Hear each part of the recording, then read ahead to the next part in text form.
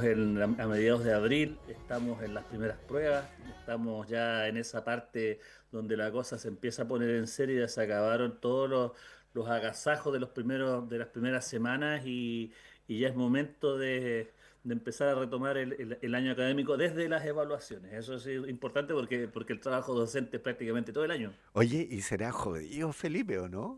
Buena pregunta, porque aquí es Uy. como bonachón. No, en ese sentido debe tener un par de caras ahí, de saber ya, saber hacia dónde va. Pero yo creo que tiene rectitud, lo conozco hace harto tiempo, así que es alguien que da confianza desde el punto de vista de la docencia, sobre todo en el ámbito que nos convoca, que es el turismo. Oye, sí, pues. Oye, Carlos, yo no sé a qué producción le quería hablar, pues me dice, le quiero pedir permiso a la producción y todo. Si bastaba con que me dijera, Robert, quiero hablar de esto nomás, nada más, en familia, como en Ah, familia. no, pero es que uno tiene que ser ahí los códigos. En un mundo que tiene bastante pocos códigos, es bueno tener esa formalidad. Yo creo que es esencial para de algún modo reencauzar ciertas cosas o bien renovar el sentido de la ceremonia, del protocolo, pues. ¿Cierto? Oye, y hoy día en el Día del Trabajador Radial, en el Día de los locutores, y el Trabajador Radial es Claro, en loco, tú. septiembre.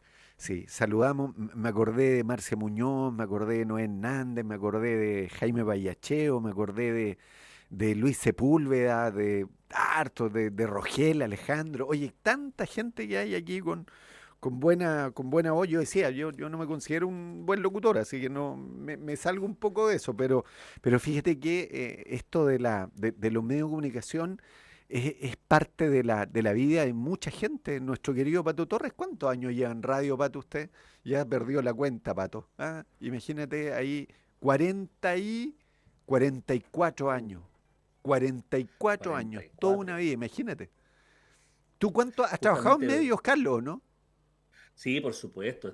Yo partí trabajando, mi práctica la hice en el diario La Segunda para partir.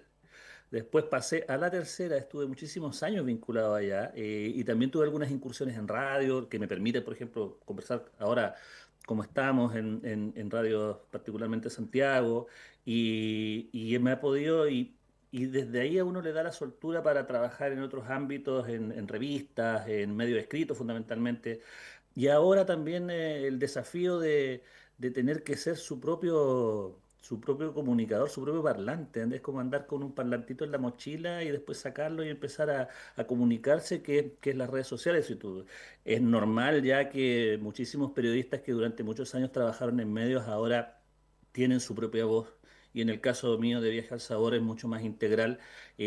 No opté por ser una persona que habla, que de esa cara, sino crear un medio que genere muchas voces desde la soltura y desde la independencia.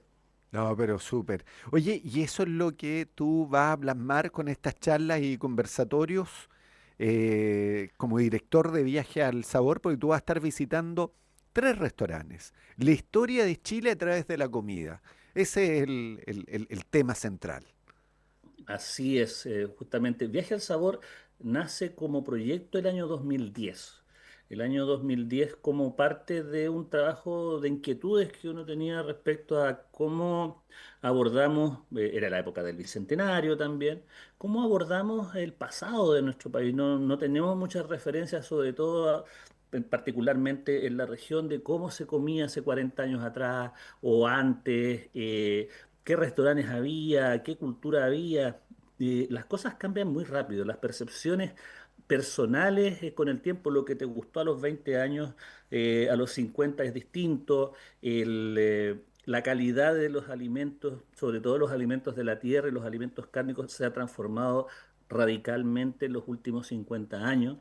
El gran ejemplo, por ejemplo, el gran ejemplo son los tomates que cuando yo era pequeño deseaba tener tomates todo el año y ahí apareció el dicho, no desees tanto que se te va a cumplir.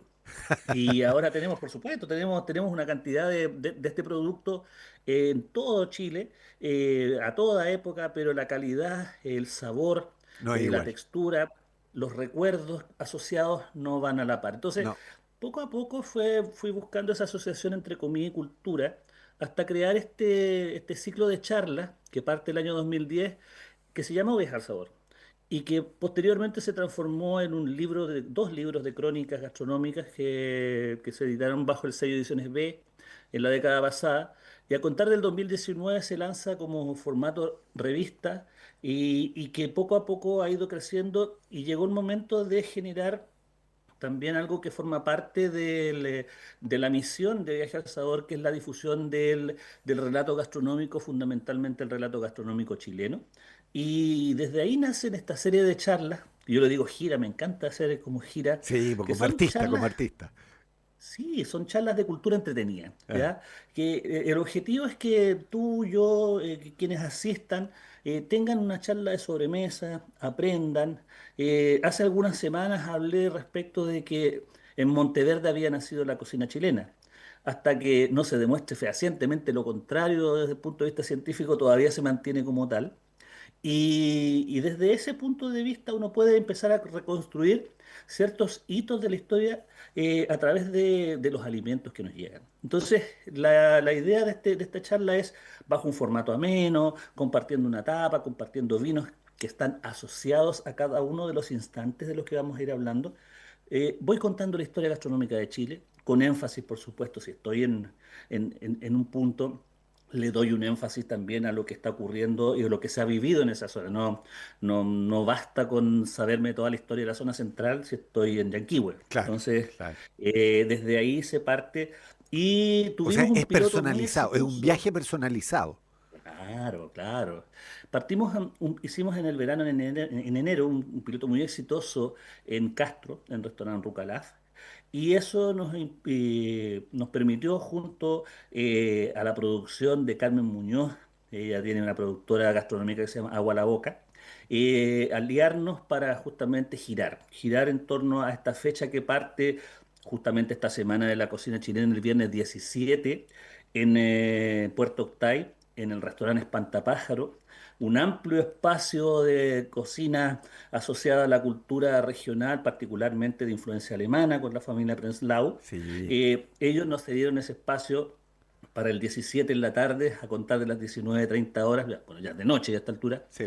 y ir mostrando este trabajo. Posteriormente vamos a ir a Ancud, ¿ya? En el centro de Ancud vamos a estar el día 21 de abril.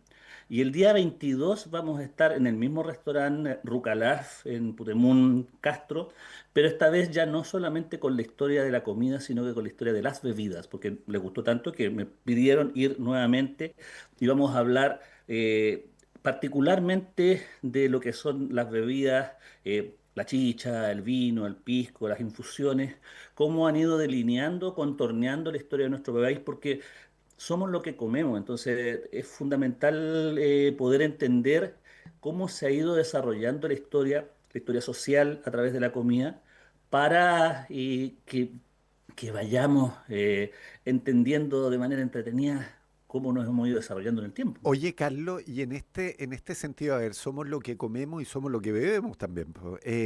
por supuesto. ¿Es primero la chicha o el vino en nuestro país? Pues yo recuerdo haber leído en episodios de la historia y episodios trágicos de la historia de Chile, donde en las fiestas que se hacían en las plazas, en las calles, ¿cierto? Se veía mucha chicha. Todavía no evolucionábamos, evolucionábamos al vino. El vino llegó después, llegó con la CEP, con los españoles. ¿Cómo se da esta transición? Mira, la chicha es un proceso de fermentación de fruta o de grano que es más o menos incompleto, parcial. Por eso queda en muchos casos la chicha cruda queda dulcecita porque no termina de fermentarse del todo por su naturaleza. Y, y es algo propio de la cultura americana. La chicha como tal tiene bastantes nombres. Chicha viene desde el norte de América, desde el norte de Sudamérica, de la zona de Venezuela, de la actual Colombia, Panamá. Desde ahí viene la palabra chicha y va bajando de a poquito a medida que los españoles llegan. Pero el nombre la preparación del jugo fermentado de algún fruto dulce es bastante anterior. Existe a través de la palabra mudai de los mapuches, Uday. entonces tiene antecedentes muy anteriores y por un lado, pueden cambiar los productos, pero las prácticas no cambian. Y en ese sentido, si bien antes se hacía con maqui, se hacía con cauchao, se hacía con quinoa, incluso la quinoa tiene muchos miles de años de presencia y de cultivo en Chile, en el actual Chile, que eso es muy importante porque se está volviendo ese cultivo afortunadamente. Se hacían justamente porque el poder de la embriaguez es inherente también a la cultura humana, por lo menos de esta parte del mundo y de gran parte del mundo que lo tiene como parte de su cultura. Entonces, la chicha primero, el vino después. ¿Por qué? Porque el vino se hace de uva y la uva Claro. la trajeron los españoles. Solo porque la uva. Oye, hay una cepa que solo Chile la da, que es la Carmener, ¿no? Que desapareció de todos lados, pues llegó una plaga y como aquí tenemos la cordillera que nos protegió, pudo Mira, sostenerse acá, ¿cierto? Pero el Carmener que existe, por ejemplo, en Italia o en Francia, salió de Chile, ¿no? ¿Es así la Mira, historia? es una historia fascinante la del Carmener porque ahí uno tiene conexión con lo que hablo, digamos, en Viajes al Sabor. No solamente doy fechas y productos, sino que lo que todo alimento también es político. Entonces hablamos de política, hablamos de economía, hablamos de hitos históricos. Y en el caso del Carmener ocurrió que a nosotros nos llegaron dos cepas fundamentalmente, que es la país, que es la del pipeño país, de la zona del Itata, del Biobío, y la moscatel. La moscatel y sus derivados son esa uvita que está en el parrón, que es media rosadita, que es muy dulce y que ofrece vinos muy fragantes cuando está bien hecha. Esas son como las dos matrices de uva. Ya. Y eso fue el dominio hispano. Cuando llega la República, llega el desarrollo del comercio y de la minería, y algunos mineros enriquecidos dijeron, vamos a ampliar nuestra matriz productiva, vamos a imitar a la cultura dominante en el siglo XIX, que era Francia en muchos sentidos, en cultura, en bellas artes, en gastronomía, en consumo de vinos, y crearon el concepto de chateau. Acá en Chile, por eso todas estas grandes viñas, Santa Rita, Conchitoro, tienen estas enormes casonas patronales y ellos fundamentalmente lo que hicieron fue traer técnicos y cepas francesas a nuestro país. ¿Ya? Y trajeron toda la cepa, la variante francesa, Sauvignon Blanc, Cabernet Sauvignon, Merlot, que dominan el panorama nacional. ¿Ya? Ya. Esa es la segunda ola del vino en Chile. Y ahí viene Carmener, viene camuflada, no viene muy nombrada. Gran Vidur se llama también en Europa. Y se asienta muy bien en Chile. Traen las estacas, se cría y se cría como todas, pero camuflada con el Merlot. Y eso no se entiende bien porque el Merlot y el Carmener son muy distintas en su naturaleza. Ujú. Pero se confunde de algún modo con el Merlot. Y en Europa ocurre una plaga que es un bichito parásito que se llama filoxera, que devora las raíces y genera una catástrofe en Europa. Se pierden prácticamente todos los viñedos originales de Europa. Se salvan porque tuvieron que traer injertos de una vitis, un pariente de la uva de América, eh, y ese pariente logran injertar las pocas plantas que quedaban y así salvaron, digamos, la viticultura en Europa. Pero en Chile no se entiende muy bien porque perfectamente podría entrar mañana una filoxera.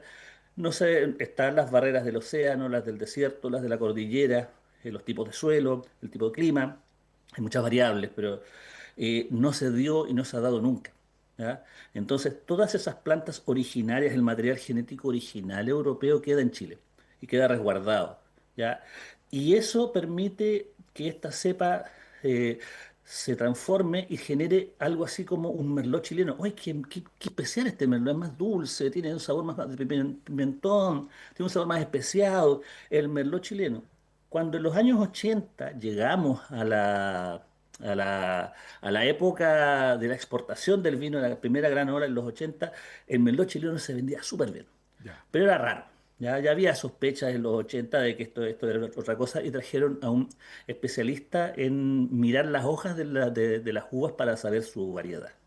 se llaman pelógrafo el señor, Ya. y trajeron un ampelógrafo francés el año 1993 y 1994, perdón, y en noviembre de 1994 en una conferencia dice, esto no es Merlot, esto es Carmener. Y queda la escoba, pero no por un tema científico, sino económico, porque Chile ya se había Posicionado. posicionado con el merlot chileno, Claro. ¿ya? Y esto generó durante un par de años controversia.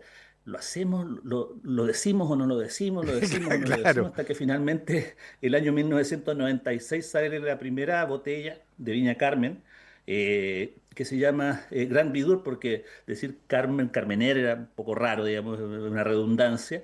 Y desde ahí nace una de las cepas que por lo demás es del gusto masivo de los chilenos, que también es parte de, no es mucho, muy de gusto de los especialistas, pero sí de gusto popular, masivo, la mayoría de la gente le gusta su carácter amable y se ha ido identificando con nuestro país. Y esa es, en grosso modo, la historia del Carmener. Hay muchas más historias que obviamente se van a contar también en este charla, conversatorio, música en vivo que parte en Puerto Octay. Oye, sí, y eso es lo bueno, Carlos, porque Carlos es como una enciclopedia gastronómica caminando, así que ustedes van a aprender mucho. Este 17 es viernes, ¿cierto? Sí, ¿Viene 17? viernes 17 en restaurantes Pantapájaro, ¿Desde qué hora? kilómetro 6, ¿Desde qué hora? Lanto, desde las 19:30 horas, ya tenemos música en vivo también, tenemos un montón es como un destino multimedial, ¿ya? Ya. Eso es lo que Sí, quiero, y lo que tiene, y quiero tiene comentar. la oportunidad de 3 copas de vino con 20.000 pesos, ¿vale? ¿Cierto? Exactamente, tiene Ya, un y costo de tres 20.000 tapas. pesos por personas, 3 copas de vino, auspiciado bueno, por el mismo, por la misma viña que también tiene un concepto de gastronomía circular, 100K, con productos naturales, orgánicos, es parte de una filosofía de trabajo extraordinaria que tiene el restaurante Pantapájaro, y cuesta justamente 20.000 pesos con 3 tapas, 3 copas, la música de un cantautor regional, don Eduardo Soto desde Chiloé, música original en vivo, que eso es muy relevante también para poder potenciar la región. Tenemos un restaurante que apuesta por la región, tenemos música regional, tenemos una historia también que va a tener su foco en lo que es el desarrollo alimentario de la cuenca lacustre, de Chiloé. Tenemos una visión amplia y regional. Por eso quería conversar un poco de esto. No, me encantó. Y también es relevante otro argumento más económico. O sea, una de las tendencias que está empezando a potenciarse en Chile son las experiencias gastronómicas. Y esto es Mm. una experiencia que va mucho más allá de la alimentación y del buen comer. Iban a tener a Carlos Reyes como gran protagonista ahí en su gira que parte en Puerto Octay y después se va a Chiloé, ¿cierto? En Ancud y en Castro 21 y 22 de abril en el centro Ancud y el 22 en el restaurante Rucalaf de Castro, me imagino el mismo valor y lo mismo Exactamente, acompañante, ¿ya? exactamente. 20 Hay, luquitas. hay, hay hay unos extras en Chiloé, obviamente asociados a la sidra y también a cosas que están por allá también. Hay un servicio especializado. Sí, pues no, y un milcao no puede faltar, pues así que no, fantástico. Oye, Carlos, todo el éxito del mundo en esta gira, de verdad, te lo deseamos de todo corazón. Muchas gracias. Sabemos que mucha gente va a ir y uno aprende, pero un montón contigo. Además que Carlos tiene cada historia, así que no, no, súper, no se lo pierdan, no se lo pierdan. Este viernes en el restaurante Espantapájaro. ¿Sabes que viví como 4 años en Osorno? Nunca fui al Espantapájaro, en una de esas nos encontramos el viernes. Un abrazo, Vaya, pues. Carlos. Listo, nos vemos, te vaya muy Un bien, gracias. abrazo igualmente, Carlos Reyes. Vamos a la última pausa.